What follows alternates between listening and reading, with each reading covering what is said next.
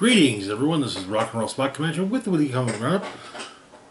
We're at the midway point of this week's DC books, so let's start off with The Question All Along the Watchtower, #1. So, Renee Montoya, The Question, recently lost her, was fired as Gotham City Police Commissioner. But she got a new position, and a hell of a new position. She's heading up security on the new Justice League Watchtower.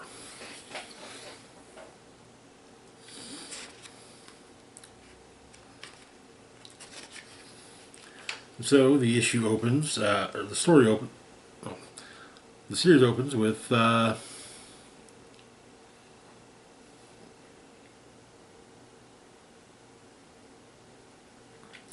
Renee reflecting on things in her quarters on the Watchtower.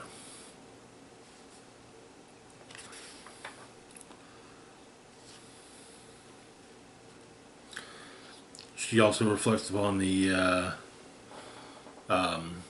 her firing from Gotham City Police Department, and what the job truly entails. And she explains that the work is simple enough on paper, but you can't shake the feeling that she's gone from top Gotham police brass to walking a beat again. It's not your regular neighborhood patrol. Superpowers complicate everything. When there are powers involved, things tend to get weird. And whatever the outcome, however, it was time for a change, she decided. Gotham was done with her. And as usual, Batman knew before she did. Which takes us back to her being recruited. Batman popped up in her apartment. And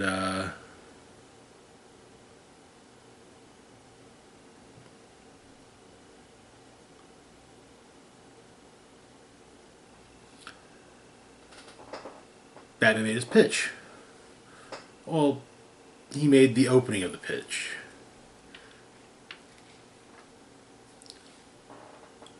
The pitch truly was made by Superman.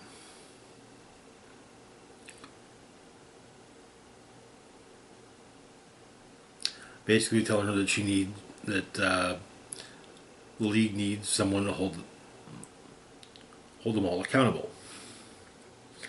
Also adding that there's something wrong with the Watchtower. And the League thinks that someone is trying to get inside and weaponize it. They need to figure out what's going on before someone gets hurt.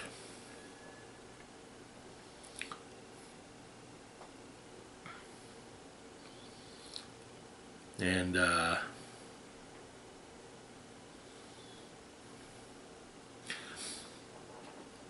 also Wonder Woman helps to pitch it, but also, which leaves Renee with the question, if the League is watching over Earth, who's watching over the League? Which, that's actually something that, a concept that Diana agrees with.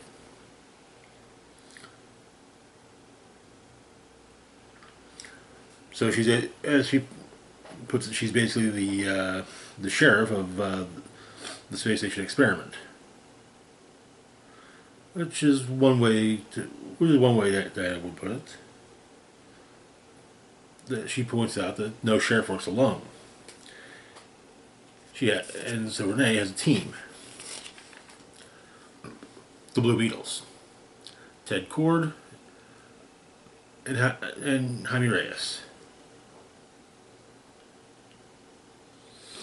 Also, she Renee's carrying a shotgun.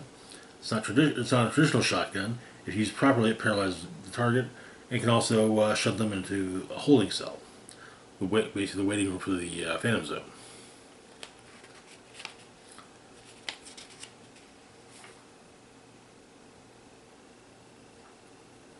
And apparently there was a glitch in the menagerie, which leads Diana to take Renee to talk with Animal Man and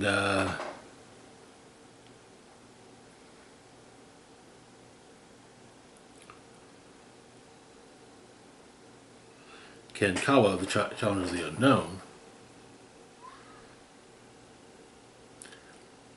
And it's explained that the Challengers of the Unknown are the Watchtower's nerve center. They're trying to predict the next glitch. And Renee gets it, The pattern is important. Though Renee wants to know the why. What's the motive for the glitches?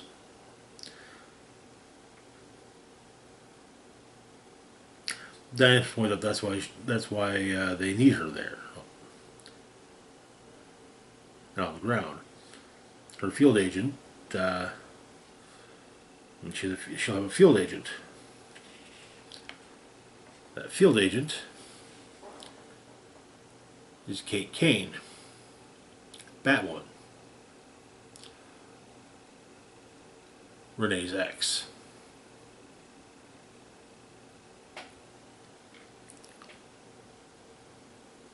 But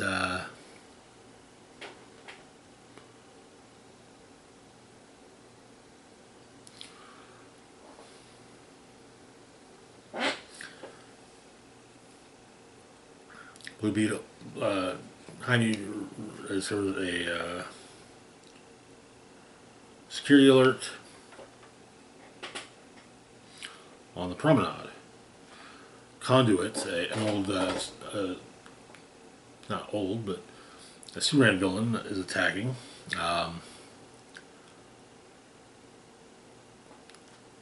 It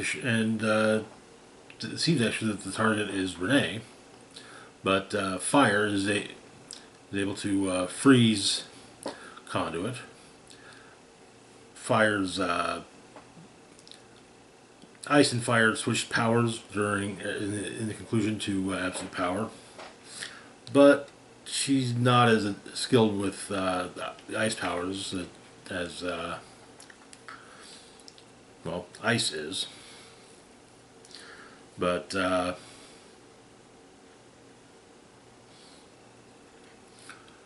Renee blasts the Conduit in the face, and one thing is that Conduit should be in prison, and is not noted to be in prison. But it's not Conduit.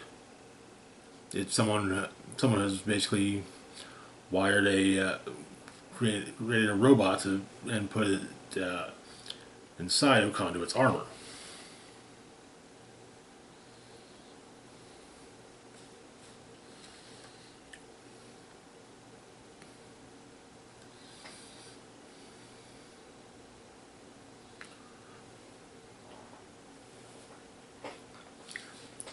And Renee says that this wasn't some second-rate supervillain with a mad on for the Justice League. It was something else, something much worse.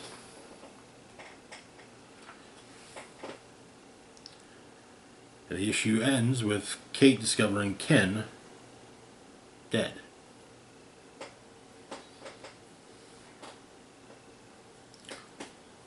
Interesting start to the series.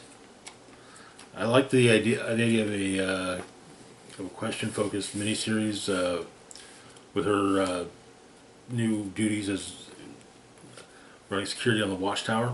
It would be nice to see Vic at least get a mention or something, but overall, good start. I'm looking forward to the rest of the series. Moving on though to our next book, we've got Wonder Woman number 15. Where we left off, after Steve Trevor's murder, Wonder Woman basically made a daughter with a hair of Steve's and hers. The daughter was she was basically and Lizzie was made in the same manner that Dinah was made, not molded from clay, but sand.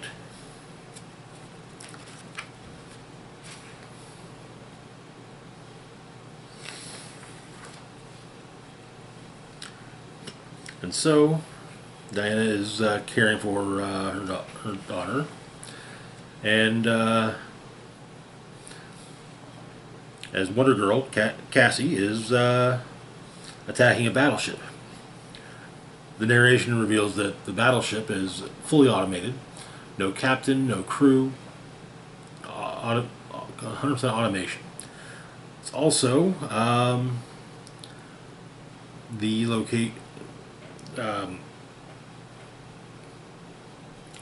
location of the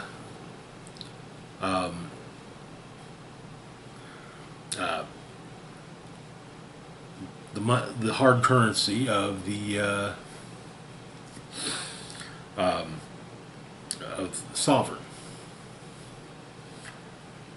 and those is basically the underlings. But the ship's blown up, and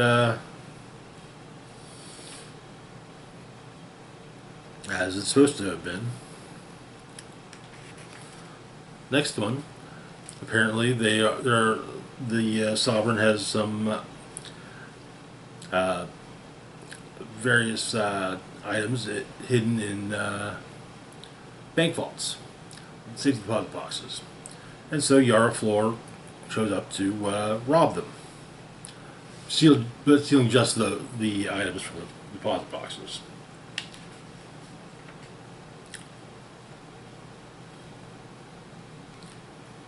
Hitting 17 different banks.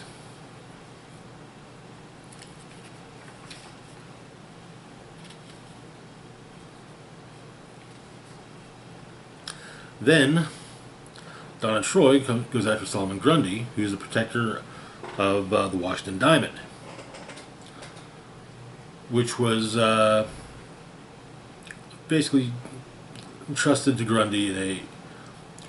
A deal was made, and it was the diamond was entrusted to Grundy in a rather unorthodox manner. Grundy swallowed it, and apparently every time he passes it, he presumably washes it off and swallows it again. That's also why Grundy's seemingly always able to get out of jail, either by release or escape.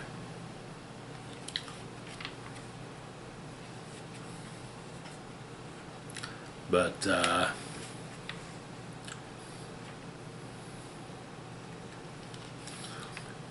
a fourth member. There are, of course, accounts that are stocks, bonds, whatnot, and a man named a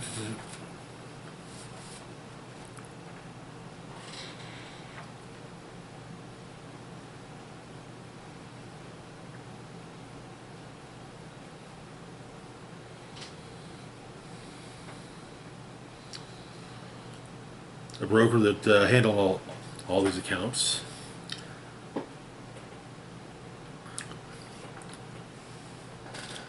Meets with a woman that he met online, Cheetah, and so all of their non-physical assets were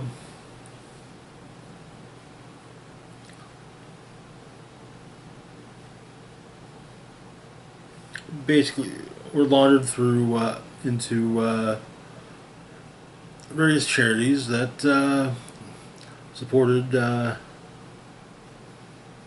care and upbringing of jungle cats.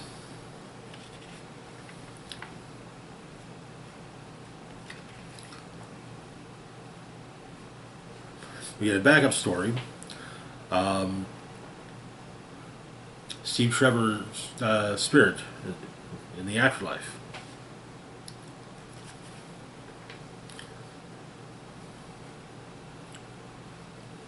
He sees his mother. He sees, of course, Diana, and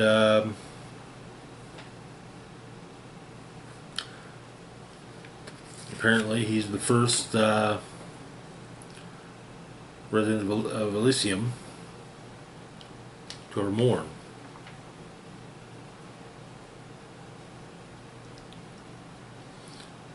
But the question is asked of what more could Steve possibly desire?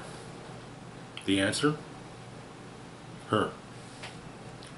And that is where the issue ends. Good issue.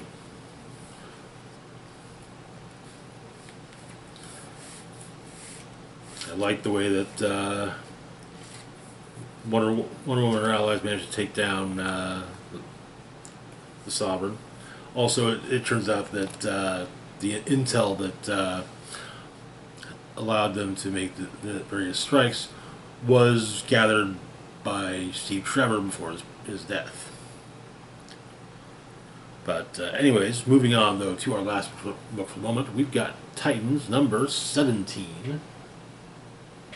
Where we left off, Nightwing had opted to he decided he was going to take a break from leading the Titans, and that Donna Troy would become the team leader in his stead, which led to Clock King attack by Clock King.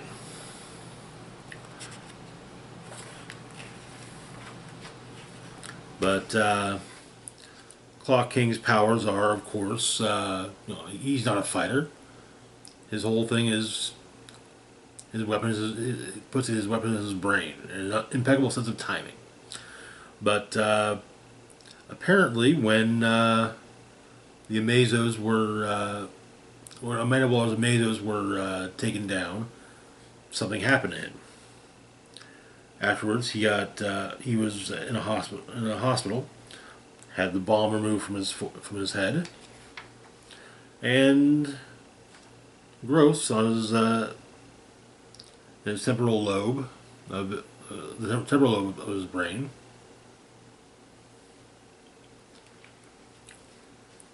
But he's devised a means of using, trying to get into the Titans' memories. Also, with Roy as the first one, basically the bridge. But he gets in everyone's. So he tries to get in everyone's heads. He sees Green Arrow's betrayal of Arsenal, Cyborg fighting another. Getting into a fight, Starfire fighting her sister, Beast Boy as Garo, Batman and Nightwing facing off against Failsafe, Raven being manipulated into the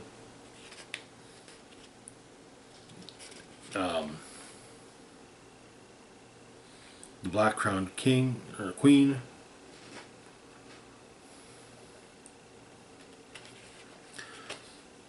But the odd thing is that when he tries to get into Diana's memory, or Donna's memory is set at the point just as he revealed himself to attack, maybe an attack on the League or the Titans. It's a shared memory, however. And Donna points out that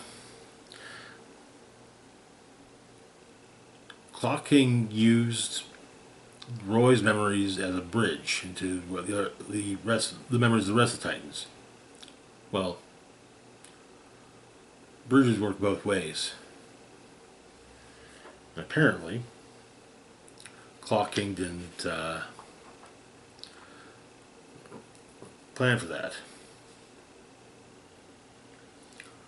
And the Titans actually just offered to help them because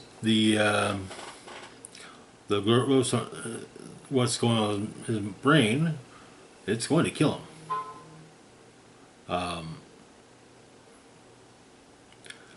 It's giving him power, but it'll kill him. It's slowly killing him. And the machinery that he was using to enhance his powers was even further along, speeding along further. Again, they offer to help him, but well, he's not going to accept help from his inferiors. The idea is simply laughable. But Clock King escapes as largely because the Titans make sure that the machinery doesn't overload and cause problems. And apparently, Donna part of everything with Donna is that she was afraid of failing the Titans. And Dick tells her with what she did in taking care of Clock King proves that her fears are unfounded. Her fear of leading the Titans astray are unfounded. There's an epilogue, however. Clock King is at Noonan's bar, basically the Gotham City equivalent to the bar with no name, and a shadowy figure tells him that Clock King that he made his move before the time was right.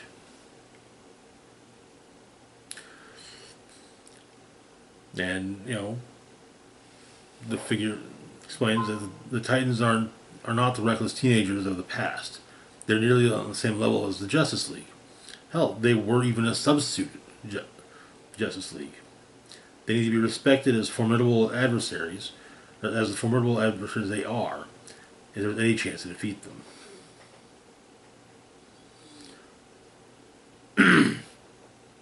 And of course, this shadow figure has several ideas of how to defeat them. And they're more important than ever now that the Justice League is watching from the skies. The one thing step one of the plan is working together, as the shadow figure is revealed to be none other than Slade Wilson, Deathstroke, the Terminator. I gotta say, it's nice to see Deathstroke going back to his roots as a Titans villain. For the past 20 years or so, he's been a Green Arrow villain, a Batman villain. Really hasn't bothered with the Titans much. After the beginnings of Jeff Johns' Teen Titans run in the early 2000s, he really hasn't messed with the Titans at all. But anyways, that's going to do it for now. As always, feel free to like, share, and subscribe. Links to my Facebook, Twitter, Blue Sky, Instagram, Mastodon, Patreon, and PayPal can be found in the description box down below. Big shout out to Patreon patron Red Band's Penis. Thank you so much for your support. It is greatly appreciated. This is Rock Ross Spock signing off saying, live long and rock hard.